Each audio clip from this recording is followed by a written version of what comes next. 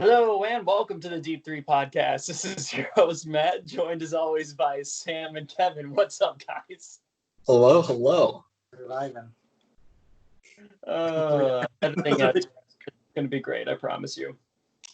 So recently, there have been a sort of split side as far as starting up the NBA, which is a little bit surprising and also not surprising when you have Kyrie Irving taking the mic and speaking his mind. Something that I feel like the NBA should have realized is probably not the best idea. So, first and foremost, if the NBA, my question of the day, if we're going through some Marvel Civil War shit right now, who is Captain America and who is Iron Man? Sam, what you got for me? I think Kevin can also agree on me with this. I think LeBron is Iron Man in this case, in the sense of like, I'm not saying that Kyrie is not intellectual about it, but he's taking the sense of, hey, let's use our NBA platform, let's get the money, and let's finance, these big changes, and let's, use the television media to also broadcast our message to the people. And then the other side, obviously, Kyrie Irving, he has a deeper message. I think we all understand that there's a deeper message, underlying message by, if we were to join the NBA, join the quote unquote dark side, I guess you can say, shout out to Iron Man, I love him. It might be a distraction, right? You might lose the message over these next 2-3 months. So that's kind of my thoughts. Kevin, what do you think? No, I think that's 100% spot on. It's tough to see too, just because they both have good points on either side, and it sucks that it's becoming this point of contention almost, rather than, okay, let's all address this and do something about it. It's the kind of two sides that we're seeing that are, I want to do this, but I think this is the better way to do it. So I don't know, but I definitely think LeBron is Iron Man is for sure. I guess that makes the most sense because he's the one who's like, let's continue, and then Kyrie's just like, nah, dude, not feeling it. Let's fuck everything up. Understandably so. Yeah, it's like you guys said, with the whole Black Lives Movement going further and stronger than ever, I think this is like recorded to be like, isn't this like the highest like Civil War, or not Civil War, Jesus Christ, the highest getting a little ahead of yourself. The highest civil movement that has ever happened, or it's like top 5 or something like that. It's just a wild, like really, really big movement that we're going through right now. And personally, I totally understand where Kyrie's coming from, because we're trying to focus on on better civil rights, on true equality in the United States of America, and honestly just the world itself, which is really interesting and awesome to see so many other countries that are just like, yeah, Black Lives Matter, like, yeah, let's go, let's do this.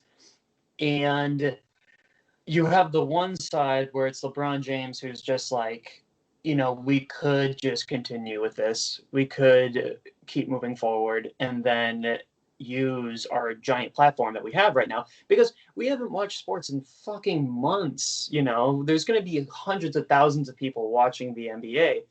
What better viewpoint do you have than to watch basketball, and then you'll have protests throughout, from the players themselves. But then Kyrie does have a point where it's just like, would the NBA kind of take away from what's going on right now? So it does kind of bring an interesting question on which one is going to be the best thing to move forward to. So with that being said, Sam, I'm going to pass it on to you for some updates. I mean, we might as well just continue with this argument. So there was actually a phone call with Kyrie Irving and a few we'd probably call not so popular, maybe like the quote unquote, like the Spencer Dinwiddie, Karis LeVert, good, but they don't really have a voice in terms of, who gets a foul call, I guess you can kind of say. Originally, the first kind of phone call was revolved around the superstars, right? The LeBron, the AD, can't name other superstars because let's be real, they're going to win a championship, right? But it was between 24 different players, and the basically kind of representing the NBPA, which is kind of like surprising, but makes sense, right? You kind of want some bold figures to, represent the teams, the players, and really the league to make a stance on, hey, should we progress with this season or should we not? Obviously, they all said, yeah, we want to play. That's more important.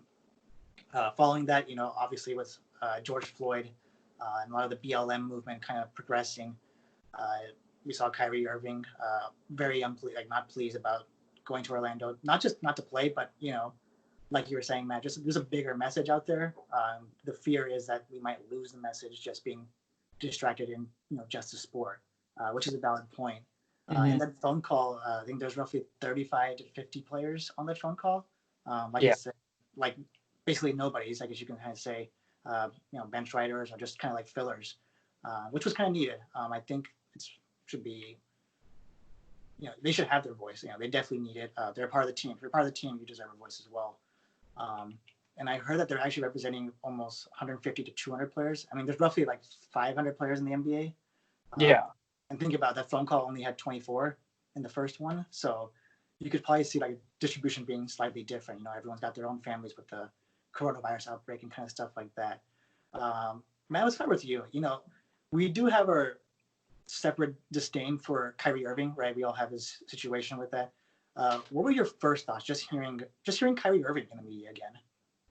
So I think the first thing that came through my head was like, this might be the one logical thing that he's said in a very long time in the history of very illogical rants.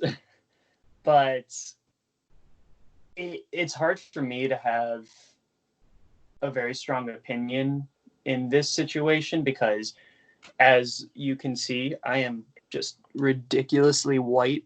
So I have white privilege just oozing out of me. Part of me feels like you should be using whatever platform you can to move a movement like this forward. But like I said, I will truly never understand or even begin to fathom what it's like to be African American living in the United States of America right now, where you're pulled over just because the color of your skin and whatnot, which is absolutely insane. So I had to really think about this because obviously we're a basketball podcast and we need more content and I want more sports, but this movement has been like really, really strong and it's been moving forward constantly. It's died down a little bit on social media, but there's still enough going on where there are still like tons and tons and tons of people who are posting about it. To answer your question, I definitely think that the first thing I remember thinking about was that Kyrie 100% has a point. He really does. I understand where he's coming from 100%. My decision or my view is more based, I guess, selfishly on me wanting to watch basketball. But I think you could use this as an opportunity, and that's just like the first place that my head went to. But this is the first time that Kyrie has a point, honestly. No, for sure, definitely a good point about that. Kevin, I know we talked briefly, and by talk, kind of just shared a few messages. I think you saw Austin Rivers' comments about what he thought about it. What did you think about his comments? I liked what he said a lot because I think it was, I think he just said it very eloquently, I guess, what he was trying to get across. And I think that's my whole viewpoint on this whole thing is he was kind of saying that, like, in having players actually play, they like kind of like what Matt was saying, they have a platform and then they have money more than anything to use for these causes and for these things.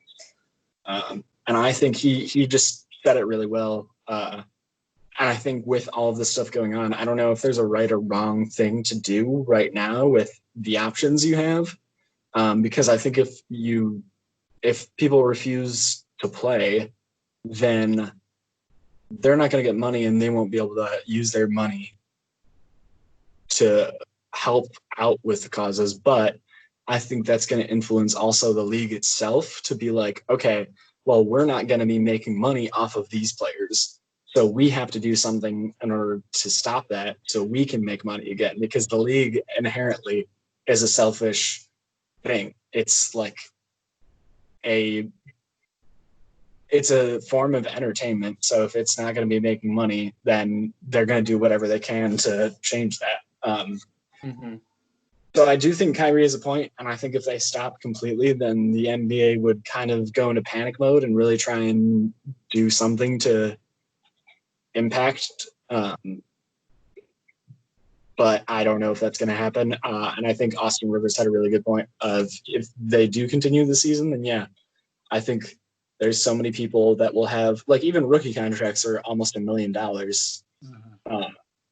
So even rookies could help out significantly by like donating to certain causes and things like that, and use their influence and their privilege of being, I mean, maybe not all rich, especially like some of the younger guys, but the like Dwight Howard, the like LaMarcus Aldridge's who have been around for a while and who have decent sized contracts can help a lot. Yeah, sure. No, for sure. That's definitely a good point. I think Austin Rivers, hit like perfectly, right? I think he was kind of resonating with what we're saying, right? He's trying to do the best of both worlds, where let's go get our money, but let's use it for the right purposes, right? Let's be on TV, let's use it for the right purposes. And I definitely think he had a good point. I don't know if you guys watched George Hill's kind of like video. He posted it on Twitter, and honestly, it was really heartbreaking. I was almost crying at that point. It's kind of just talking about like all his instances, where he was involved with the cops. He said like several of his uncles were shot by the cops. He's just saying how like difficult it is, and now we don't have kids yet, but like to imagine like having your kid just like already be kind of born with fear, that's kind of like eye opening. I guess the big overall question to answer is, I'll start with Matt first. What do we think the NBA should do? Just NBA itself. It's like exclude the players first right now. We know what the players want to do. We got their perspective. Should the NBA just keep postponing it later? Should we just end the season? Or what do you think? I think the NBA should just use the platform for helping the movement. That's the best thing that they can do, especially if you're the first sport back. I know the NFL has been talking about it. I think the NFL actually might be the one sport that is like 100% yes, we're doing this. Whereas the NBA is now, ever since like the whole Kyrie discussion has come up, is now a little bit back and forth. But if you're going to use your platform, if you're going to use your entertainment to hype a movement up, that would be the best time to do it, would be now. Like everybody's going to be watching it. You're going to have thousands of people continuously talking about it. I mean, even with like video games like Call of Duty, I don't know if the new Call of Duty that came out, there was an update, and on the update, like it said like Black Lives Matter.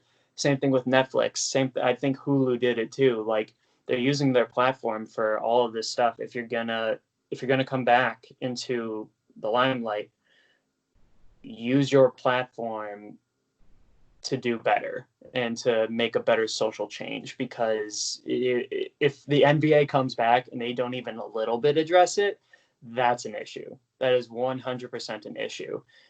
I don't think Adam Silver would do that with all the shit that he's been going through right now, and like all the stuff that he's had to try and figure out with the whole coronavirus, and LeBron speaking up when they were in China earlier in 2019.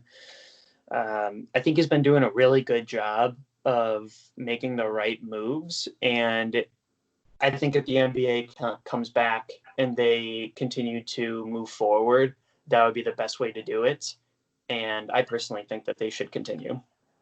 Gotcha. No, for sure. Good point. I think it's really important for like all of us come together. Let's all of us stop being ignorant about the situation at hand. Kumbaya, basically, right? Kevin, what do you think?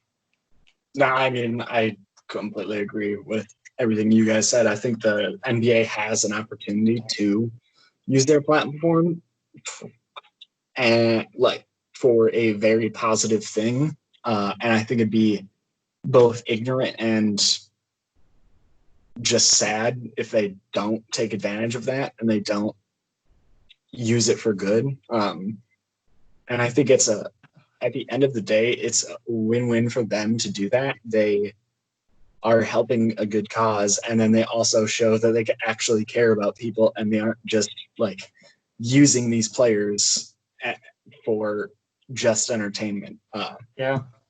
And again, I think like Matt said, I think Adam Silver is like, he's not a perfect commissioner, but he's a good commissioner. He's made a lot of good decisions.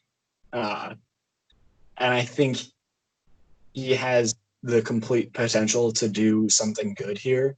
And I think he would make the right decision with that. We'll see what they do. But I don't, with how many, the majority of people who play and watch the NBA are affected by violence on African Americans. So to completely ignore that would be absolutely ridiculous and, again, ignorant. Yeah, sure. Yeah, no, for sure.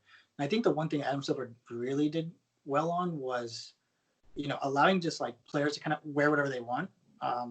In terms of like, now this could be a platform to really, promote like, Black designers, Black artists, especially the shoe game, kind of stuff like that. I think would be really good for them. I know we talked before this about, potentially if the season did get canceled, what are the ramifications, right? If it's the superstars, they hopefully they saved a lot of money, and they still make money off all of their endorsements too. So they don't really have much to worry about. But what about all these young guns, just striving to get back in the league, who kind of live paycheck to paycheck, right? If we were to cancel this season, not only did they not get paid, right? Because the NBA is allowed to, through one of their clauses, just tear up the collective bargaining agreement and then kind of just start from scratch again. I mean, they did that in 2011. The only reason I know that was because Kawhi was drafted that year, and that was the lockout season. But right, I forgot that happened. Yeah, exactly. So they basically have to tear it up again and then rebuild again. And think about the amount of salary cap that was, right? Right now we're at roughly like 125, 130. The projection is that if the season got canceled, it'd be below like 90 million. So like no one's getting their money in terms, especially people going to free agency, right? I know there's not that many like amazing superstars going into there, but like, let's say like the Bradley Beal or something like, even these people who are just getting popular, like the Alex Caruso. I mean, not like phenomenal, but like someone who's earned his contract for sure. Yeah.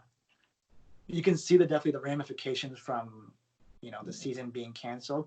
And if anything, I could see the league probably just postponing another month just so they have an idea of what their approach is going to be when the season starts, Yeah, maybe that would be pretty smart, just to like catch their bearings and try and figure out what they're going to do about the whole situation. Plus, they could also they could also use that month to have teams go back to training and whatnot. I don't know if they've started that yet or if anything has happened. Like, I don't know if they've had full practices yet, but you could potentially use that month to have teams practice while you're trying to figure out how to move forward.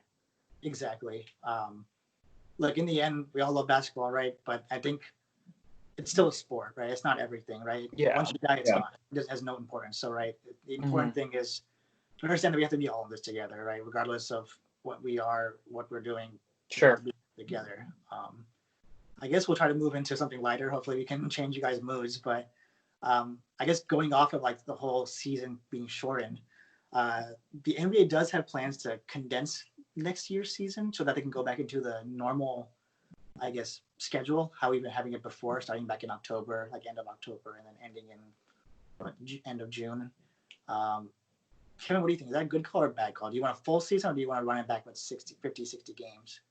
So I am kind of a different mindset. I think if you condense it next year or this upcoming year, I guess, why not just keep it condensed? I mean, we were talking about this like a couple months ago.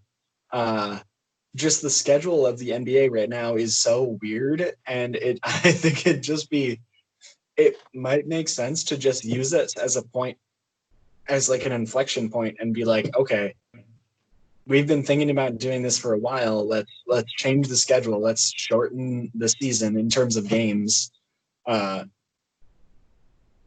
from here moving forward. So then you get the players more time to rest. You give the teams more time to practice in between games and everything like that. And that we've all been talking about for a while. I think condensing the season is fine, but yeah, I don't want to have them condense the season and then just immediately next year go back to exactly how it was before. Like, I don't know. I feel like that's moot. I agree, dude. I am all for that. I was literally just thinking about that because if you have like 50 games or something like that, you're going to have more players actually playing games because you don't have to worry about load management too much, depending on how the whole season works. I know that I don't know if condensing it means that they would be starting in December, ending and ending around the same time as normal, or maybe they spread out games more. I'm not entirely sure, but I have a feeling that more players are going to actually want to play games than sit down. I think more coaches are going to throw their players more into the games. I think you're going to have less like Kawhi sitting out or less Anthony Davis sitting out or something along those lines. Dude, you might even have less injuries with 50 games instead of like the insane amount that they do right now. I agree with Kevin that if you're going to condense it, you should keep it condensed because starting in December not only solves the biggest issue of like you're basically having the NBA in the mid-season where NFL is just about to end. So they already have their playoff picture set. More people are going to be watching football because of the playoffs than they're going to be watching basketball. And that's why around like late January to like mid-March or something like that, there are so many lower views for the NBA because not a whole lot of people are watching it because a lot of teams have already been technically kicked out of the playoff position. You condense those games, you have more teams with fighting chances. You have less injuries, possibly. You have more players wanting to play games, and you kind of take away. You kind of now have a situation where football is done, and by the time that football is done, officially done in February, you have basketball that's about mid-season, and now people are going to be watching basketball more. Condensing would be so much better, and we've been talking about this for months. Let's do that, please. I would love it. And even if like you move from like the condensed season of 50 games to the next season being like 60, even that's fine, because that's still a shorter season. Let's get that rolling. Let's get that rolling. Let's go. For sure. I guess like the age-old argument is this: okay, I'm the owners. Why would I want to try to lose more money off of, not playing games? Like I get our points as the fans, right? 82 games, the last like 20 games are completely useless, right? Because maybe your favorite team's out, right? Those 8 teams, or not 8, 14 teams already out of the NBA. So you lose half the nation at that point, unless you just really like basketball. I think the NBA would be okay with shortening the season, but not necessarily the amount of games. So I'm thinking like maybe like a mid-season tournament. I'm not sure what they would play for exactly. Maybe it's more cap room. I don't know if that's how it would work. I don't know if that's fair, but it'd be interesting to see if anything, that's what the NBA would do. Right? They wouldn't actually reduce the amount of games. They just say like, yeah, we're not actually playing a full season, but we'll make you play a tournament. Yeah, right. It'll be interesting to see. Speaking about those teams that probably won't make the playoffs, especially the 8 teams that won't make it in this playoffs, they're kind of complaining, which is kind of fair, about how they're not going to be working out at all. And it's going to be almost, like a 9-month hiatus. Matt, I see you already tipping your head in disdain right now. Do you think they have a fair argument about that they should get a right to work out too, or do you think it's silly?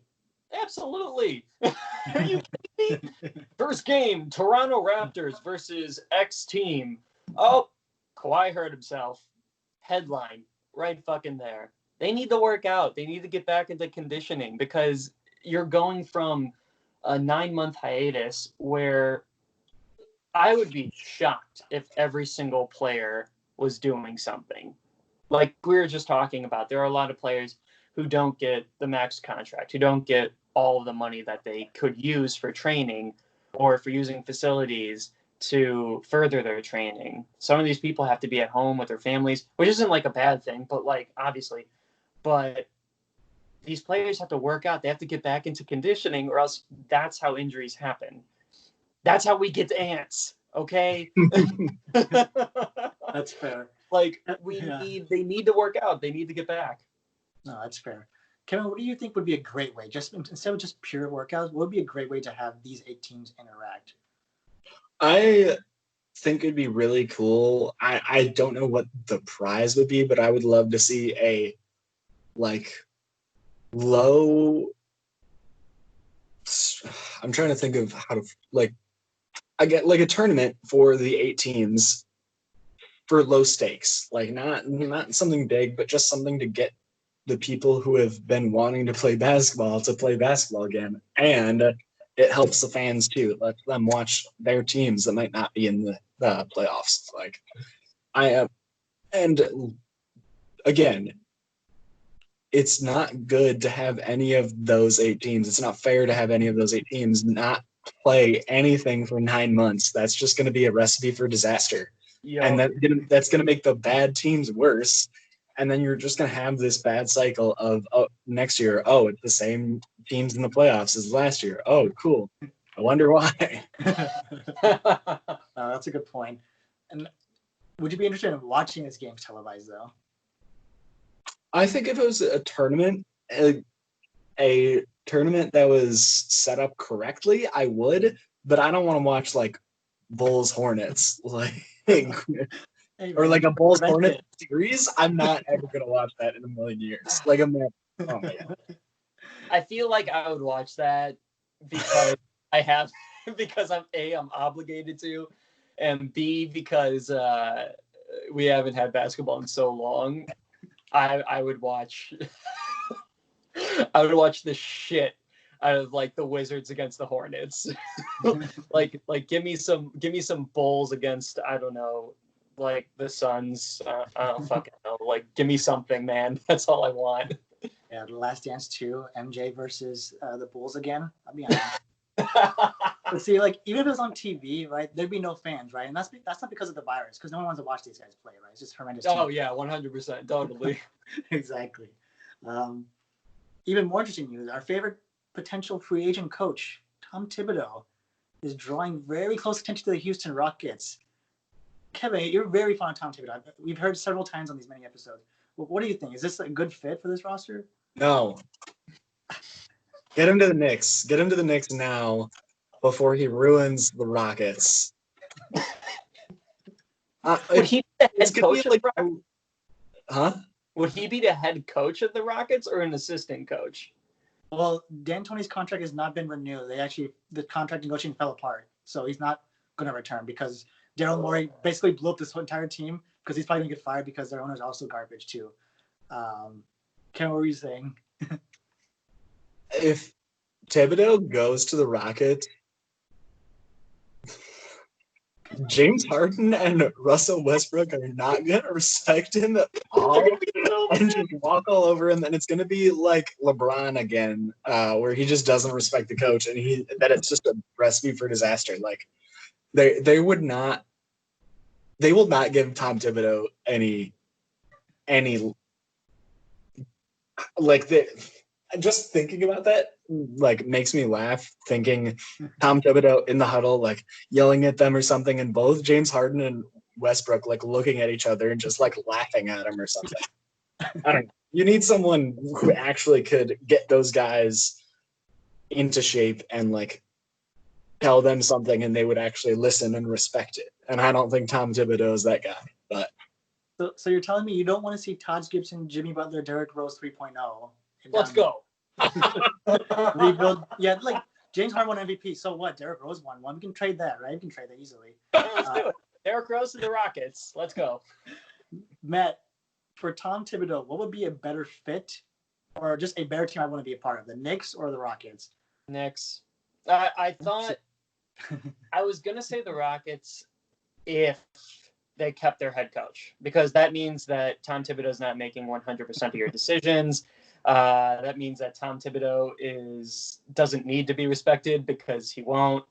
And I thought that he would be kind of a decent fit for the Rockets as far as kind of making them a not super progressive team and maybe bringing them a little bit more back down to earth, because right now they're offensive first and defensive never. And while a decent amount of games that has worked, they need to come up with something, because you have to have defense. Because if James Harden is having one of his days where he just like cannot shoot the ball, they lost. They absolutely lost. So they have to figure out something. But if Tom Thibodeau's your head coach in the Rockets, no, thank you. Go to the Knicks, where you have a lot of young talent, and a roster that doesn't really matter that much. Because then maybe his voice would like matter, I guess, a little bit. But yeah, put him on the Knicks. Who cares? I don't know where else you're gonna put him. For sure. Put him on the Bulls, maybe. I don't fucking know. Ooh, okay, hold on. That's a different story right now. That's a no-go over here. All right. I think speaking about the Knicks real quick, the one coach that is not getting attention, which I'm kind of surprised, Kenny Atkinson. Like, why is he not the great fit for the Knicks?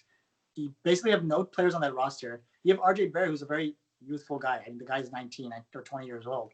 Like, now you can start training these young guys. Create the Spencer Dinwiddies. Create the Caris LeVert. I know it's not like the high standard, but we saw that he took this Nets team from having one of the worst records in NBA history. The team had 9 wins. Think about it. That team was absolute garbage in New Jersey. And he built this team in his second or third year to get to the playoffs. Like, that's phenomenal. I think that guy would be a great fit. I prefer him to be on the Kings. Everyone knows I love my Kings, but Luke Walton, get him out of there. Speaking of other good rumors, there are this interesting Milwaukee rumors, and specifically with Yanis. Yanis to Toronto. You get a little cringe face over there, man. What are you thinking? Please. I mean, like, yes and no. Enough with the super teams, man. God damn it. Look, I want to see Giannis turn the Bucks into a super team, if that's what you want to say. Not like a super team like LeBron, Dwayne Wade, and Chris Bosh. More like a super team as in like a fun team to watch. Like something that's marketable. You bring Giannis to the Raptors, and while I don't hate the Raptors in any way, shape, or form, I do like that team. I really do. You're going to make another very obvious team that's going to win. I don't know who is going to stand up to Giannis, Fred VanVleet, Siakam, and, Lowry, if he ends up staying there for another couple of years. I mean, what are you going to do? What the fuck are you going to do? Like, I think it would be really, like, that would be a really fun team to watch. Absolutely. But I don't see why Giannis, this goes back into our argument that we had last week, right? On the courtroom of Giannis leaving Milwaukee. And I don't see why he would leave Milwaukee for Toronto, because you're already making a huge impact there as it is, and you're already making them a marketable team. You're on a championship run right now. There really isn't a need to leave at this moment. Now, if the Bucks fuck up and don't move some people around, or they don't get some players on their team, or they don't make Giannis a good enough reason to stay, then hell yeah, go to Toronto. Fuck it. We'll see what happens. There's going to be a lot of people in that trade. A lot of people. Like, there's no way in hell they're going to be able to keep all of those contracts in Toronto. Mm-hmm. So maybe the Bucks don't get instantly like horrible. They won't be as good without Giannis, but they might still be a marketable team. Just do whatever you can to keep him, man. I'm done. I'm done with the super teams. And just offer him a stake with Miller, right? That'll keep anyone in Milwaukee. Oh, yeah, definitely. All right, Kevin. But let's say 2 years, right? Giannis technically enters free agency. The Bucks can offer him the super max, which is like around what 220 mil or like 5 years, which is stupid. A little bit. A little bit. Do we even think Giannis would even take a meeting with Toronto, or do you think it's like pretty set in stone, like Milwaukee or bigger market? See, I think at that point, what does he have to lose by taking a meeting with Toronto? He's what everyone wants. So he can shop around. Like, if he wants to stay with Milwaukee, great. But window shopping doesn't hurt. I don't know. I think Milwaukee. I think maybe if his brothers vibe with Toronto too, he could probably have some pull in getting them there, getting them wherever he goes to. Like, I thought of going Paul brothers in Toronto. I don't know. Who's to say? I think it'd be cool. Squad, you're right. That's a good point. No, I mean, for sure. I think Milwaukee will definitely have a good chance, but it's gonna be a very difficult chance just with the amount of like suitors there's gonna be, right? Easily LA will be a suitor just in terms of, I mean, lifestyle, right? It's just totally different out there compared to the smaller market. Milwaukee's growing, don't worry. I live here. It's awesome. But it's no LA, I'll tell you that. I see Giannis as more of a Kobe player, right? Like somebody who is more dedicated to their team. Giannis really hasn't done much, maybe like one or two things to insinuate that he doesn't want to be on the Bucks, but he really hasn't done anything to really give a reason to why he would leave. And the Bucks have been doing really, really well. Like, they're not a bad team in the slightest. They're a very good team. Even with like losing Brogdon, they're still really fucking good. So I just don't see why I don't know. I just don't think that he's the type of player to do the whole super team thing. No, for sure. I kind of hope he doesn't do what I call the Kawhi mistake in terms of just like how much money he threw away. Like, I get you don't want to play for the Spurs, that's fine. But is it though? Is it fun, Sam? Hey man, hey, we got Lonnie Walker, we good. We got youth. We're gonna get rid of these oldies, and we're gonna be good. All right, we're back. We got Pop for a little while, and we're good. Yeah, we good. But like, good. Kawhi could have made $220 million if he signed with us, right?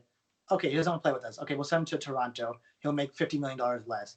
By not staying with Toronto the next season, he lost another $50 million in the next contract. $100 million is lost in 2 years. Like, that's nuts. Just in terms of like power, like it's not even like money at that point. It's just like the amount of power you have in the league. And then the way like the Clippers are so vulnerable right now in terms of like 2 years, these guys could just leave you and then you just trade away your entire future. Right? I mean, we saw Shea. Shea's popping off now, and it's so good. And that Thunder team's actually like surprisingly like pretty decent for like what we thought. Like, they should make the playoffs and they're the sixth seed, right? So it'll be really interesting to see kind of what Giannis takes. I mean, I want him in Milwaukee. I think, like you say, he's the Kobe mentality. The guy's MVP in Milwaukee, and we hope he's going to win the title in Milwaukee, right? He's a hometown kid, so hopefully we can do that. Last point, I'll keep it pretty short. Nikola Jokic, I think we all saw the video. Lean, mean machine. Matt, what do you think is going to happen to his game? That man is very skinny compared to what we saw. I'm scared, man. A little bit nervous. I'm not going to lie. I know I was hyping it up, but like, I remember my brother, I think it was John, who sent that picture. And I thought that was a picture of like, I thought that was just like straight up like meme of like Jokic and KP looking a little similar. And then I looked at it again and I was like, oh my God, he did not just lose that. Like, what? That changes so much of his game. A lot of Jokic's game is being in like the mix, being the big guy on the court and essentially posting up on people. He does that spin move so well. Like that post spin move is so fucking good. That step back, he's done a really great job of it. I mean, we make fun of it all the time because it looks like the laziest thing in the world, but it goes in every time, right? Like, he gets big on people. I mean, even in pick and rolls and whatnot, and posting up and just like getting those screens. He was a really decent off-ball presence on offense. What's going to happen now? I don't know what's going to... I'm scared he might break. I'm really scared about that. I don't know what, like, the worst part about this is that there is no video evidence of him, like, working out alongside his diet, right? So like you have the problem of, is he still muscular? Like, is he still going to be able to be somewhat big? Because right now he looks like KP, and while KP is really good, KP has solidified and like, I guess, made his own game good. Jokic has to like throw away the book of Jokic and write something new, because what he's been doing is not going to work anymore. I'm a little nervous. No, for sure. The Joker just became a king at this point. I mean, the guy's completely changed, man. Kevin, I read some predictions after the man lost some weight. They said they're going to get past the first round, but it's going to be in 6 games. Second round, they'd face the Clippers. Projection is they're going to be swept. The Nuggets will be swept. Do you think that's accurate? Well, now I want to see. This is my thing. I want to see Jokic run a 40. If he can run a 40 super fast now, imagine Jokic running down the court at light speed because he weighs 80 pounds. Like, oh my God. Dude, if he runs down full speed, he might be swept with the wind. All right, let's be real here. Fact. So I think I never would have guessed this in a million years, but I think Jokic is the biggest question mark. Is Jokic's game going to be different? And if it's going to be different, is it going to be better? Because I think that's a definite possibility where he's just been working out and he's just been getting ready for so long, and he just lost weight as a result of that. And then he's going to be faster. He's going to be quicker. He's going to have better reflexes, everything like that. And if that's the case, there's no way they're getting swept. They're going to put up a fight. They might not come out on top at the very end, but they're going to bring it to 6 or 7 games, if nothing else. What we're trying to figure out is Jokic KP skinny, or is Jokic Kevin Durant skinny?